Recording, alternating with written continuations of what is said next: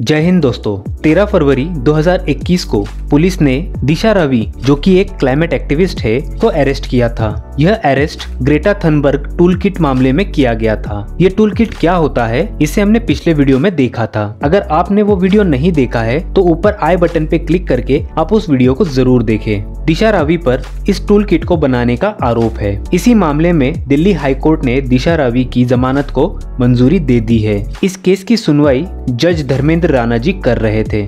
जमानत का आदेश देते समय कोर्ट ने कई सारी महत्वपूर्ण बातें कही है, तो इस वीडियो में हम उन सभी बातों को समझने की कोशिश करेंगे। जमानत का आदेश देते समय सबसे पहले कोर्ट ने ये कहा कि दिशा के खिलाफ पेश किए गए सबूत इतने पर्याप्त नहीं है कि जिसके आधार पर दिशा की जमानत पर रोक लगाई जा सके। पेश किए गए सबूत दिशा और प्रतिबंध लगे संस्थाओं के बीच किसी भी तरीके के संबंध को स्थापित करने में असफल रहते हैं। इसी के साथ कोर्ट ने यह भी कहा कि कोई व्हाट्सएप ग्रुप या टूल किट बनाना कोई अपराध नहीं है। कोर्ट में पेश की गई कोई भी बात ये नहीं साबित करती कि दिशा कोई अलगाववादी विचारधारा रखती है। अपने अगले पॉइंट में हाई कोर्ट ने ये कहा कि किसी भी जांच एजेंसी को सिर्फ पूर्व अनुमान के आधार पर किसी नागरिक की आजादी पे प्रतिबंध लगाने की इजाजत नहीं दी जा सकती। नागरिक सरकार के विवेक को जागृत रखते हैं, तो सिर्फ इस आधार पे कि वह सरकार की नीतियों से असहमत है, उन्हें जेलों में नहीं डाला जा सकता।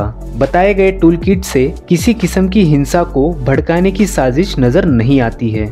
सेडिशन के मुद्दे पर बात करते हुए कोर्ट ने कहा, सरकार के जख्मी गुरूर पर मरहम का काम करने के लिए राजद्रोह यानी कि सेडिशन का इस्तेमाल नहीं किया जाना चाहिए। मतभेद, असहमति, अलग विचार होना, यहाँ तक कि सरकार नापसंद होना, ये सब वैध औजार है जिससे सरकारी नीतियों को निष्पक्ष रखने में मदद मिलती है। जागरूक और मुखर नागरिकों का होना एक सेहतमंद लोकतंत्र की निशानी है। असहमति यह नागरिकों का मूलभूत अधिकार है जो संविधान के आर्टिकल 19 में दिया गया है। फ्रीडम ऑफ स्पीच में अपनी आवाज को अंतर्राष्ट्रीय स्तर तक पहुंचाना और अंतर्राष्ट्रीय स्तर पर समर्थन प्राप्त करना भी शामिल है। सिर्फ उसका तरीका गैर कानूनी नहीं होना चाहिए। आगे हाईकोर्ट ने कहा कि प्रोसिक्यूशन ने सिर्फ ये बताया है कि दिशा ने टूल किट को ग्रेटा थनबर्ग को भेजा था, लेकिन इससे यह साबित नहीं किया जा सकता कि वह अलगाववाद को बढ़ावा देने के लिए किया गया था। हाईकोर्ट ने यह भी कहा कि हम यह जानते है कि जांच अभी चल रही है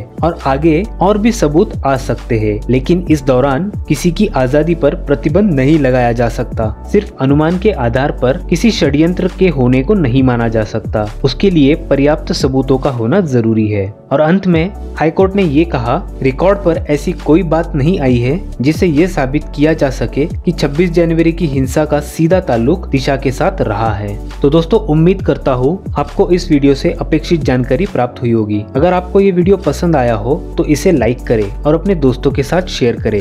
फिर मिलेंगे अगले वीडियो में, तब तक के लिए धन्यवाद।